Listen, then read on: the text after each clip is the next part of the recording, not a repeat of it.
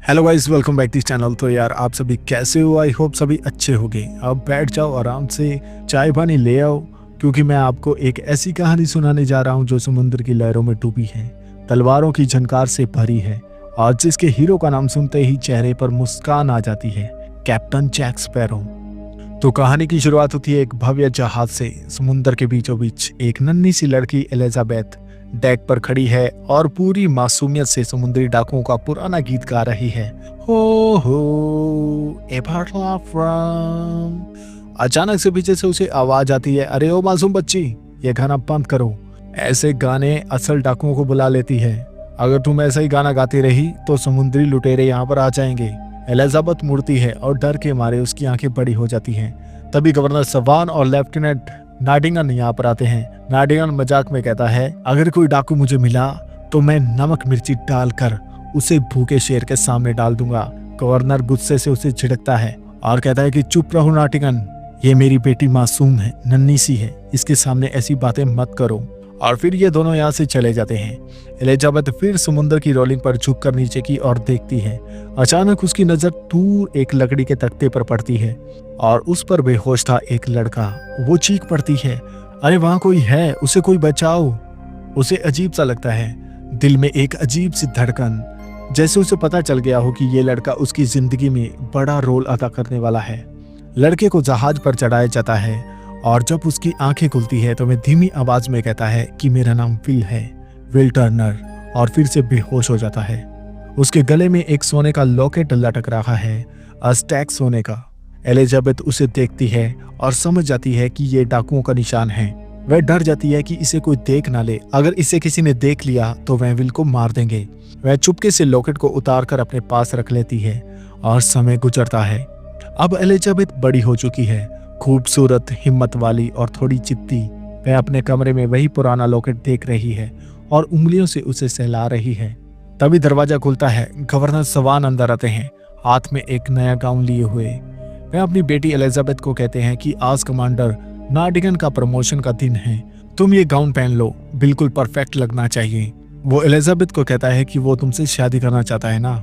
Elizabeth की सांस अटक जाती है, ये गाउन इतना टाइट है, लगता है कि अभी उसका दम निकलेगा।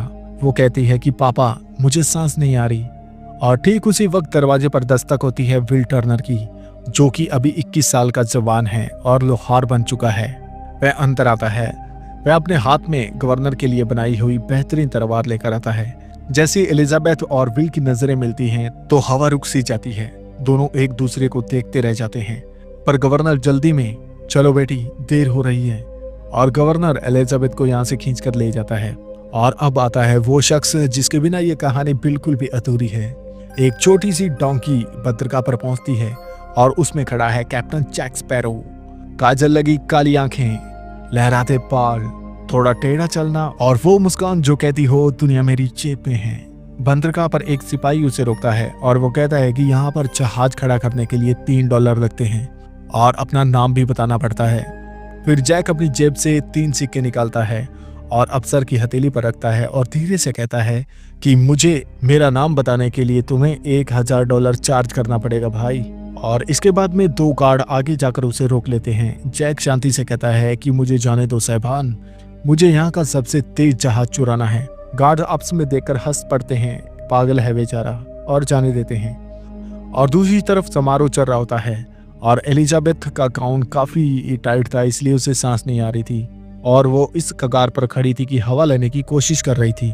लेकिन कमांडर नारिंगटन एलिजाबेथ को प्रपोज करने के लिए उसे समारोह की दूसरी ओर लेकर जाता है और वह उसे प्रपोज करने ही वाला था कि एलिजाबेथ गाउन की वजह से काफी घबरा चुकी थी और अचानक उसे चक्कर आता है और वह सीधा समुद्र में जा गिरती है। जैसे ही वो पानी में डूबती है, उसके गले का लॉकेट खुलता है और समुद्र की गहराई में एक तेज सुनहरा प्रकाश फैलता है। जैक स्पैरो ये सब देख लेता है और वह बिना पल गवाए अपनी तलवार, पिस्तौल सब छोड़कर समुद्र में कूद पड़ता है और वह एलिजाबेथ को बाहर निकालता है। वह किनारे पर लौटता है और उसे लेटाता है, उसकी छाती दबाकर उसका पानी निकालता है। जैसे एलिजाबेथ की आंख खुलती है, जैक की नजर लॉकेट पर पड़ती है और वह लॉकेट देखकर चौंक जाता है और वह उससे पूछता है कि ये लॉकेट तुम्हारे पास कैसे आया। वह कुछ बताती पर उससे पहले कमांडर नारिंगटन की टुकड़ी यहाँ पर आ जाती है और वह जैक स्पैरो को डाकू कहकर गिरफ्तार कर लेती है।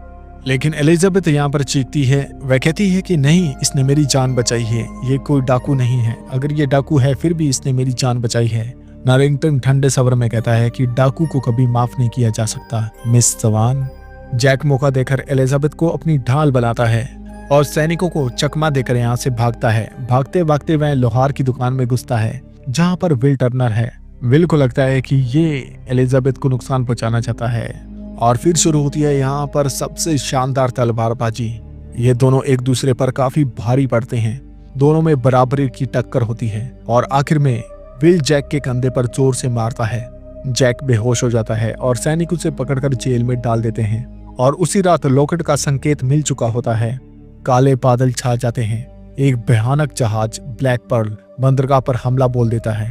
डाकू शहर में आग लगाते हैं, यहाँ पर काफी लोगों को मार दिया जाता है और एलिजाबेथ को पकड़कर वह अपने साथ ले जाते हैं। वह लॉकेट दिखाकर कहते हैं कि ये दो, नहीं तो तुम मारी जाओगी। एलिजाबेथ बहादुरी से कहती है कि लॉकेट चाहिए तो मुझे अपने कैप्टन के पास ले चलो। विल को जब पता चलता है कि एलिजाबेथ को कैद कर दिया गया है तो वह नारिंगटन से मदद मांगता है, तो नारिंगटन उसे मना कर देता है कि नहीं, मुझे इस झमेले में नहीं पड़ना है। और फिर मजबूर होकर विल जेल में पहुंचता है जैक के पास। जैक पहले तो उसे मना कर देता है, फिर जब विल अपना पूरा नाम बताता है कि मेरा नाम विलियम टर्नर जूनियर है, तो जैक की आंखें चमक उठती है। बूटस्ट्रैप, बिल का बेटा। मैं कहता है, अच्छा तो तुम बिल के बेटे हो, कोई बात नहीं, हमारा सौदा पक्का है। इसके बाद में विल जैक को जेल से छुड़ाता है। दोनों मिलकर एक जहाज चुराते हैं और ब्लैक पर्ल के पीछे निकल पड़ में कैप्टन प्रबोसा एलिजाबेथ को शराब की पूरी कहानी सुनाता है कि आखिरकार हमें यह शराब कैसे मिला था और हमारा जीवन ऐसा क्यों है।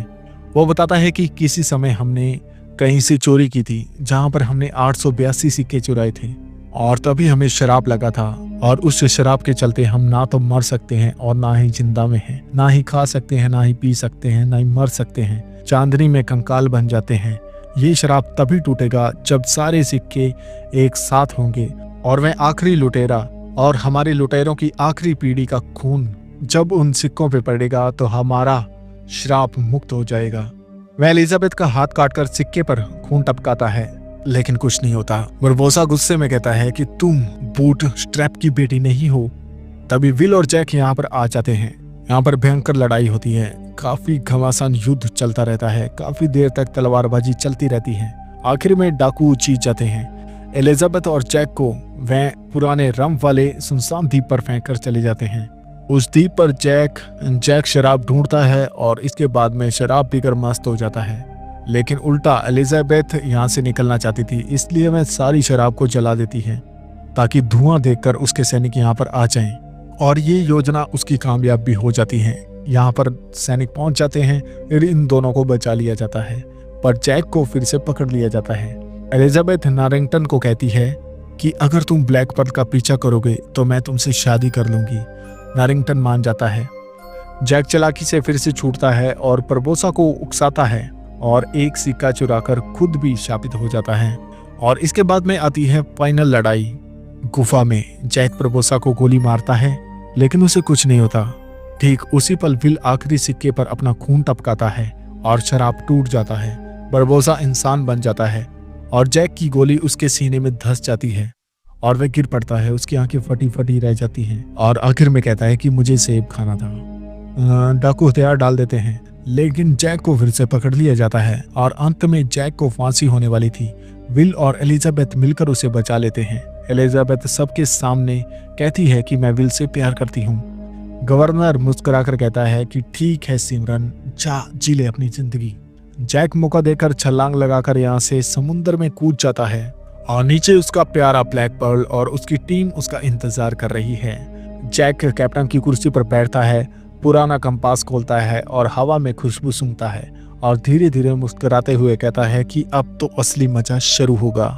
और इस तरह दोस्तों, समुंदर की सबसे शानदार कहानी का पहला हिस्सा यहीं पर खत्म होता है। अगर आपको ये कहानी अच्छी लगे तो कमेंट बॉक्स में जरूर लिखना। इसके बाद में हम इसका दूसरा पार्ट लेकर आने वाले हैं। तो वीडियो अच्छी लगे तो वीडियो को लाइक एंड चैनल को सब्सक्राइब कर लेना। Thank you once again.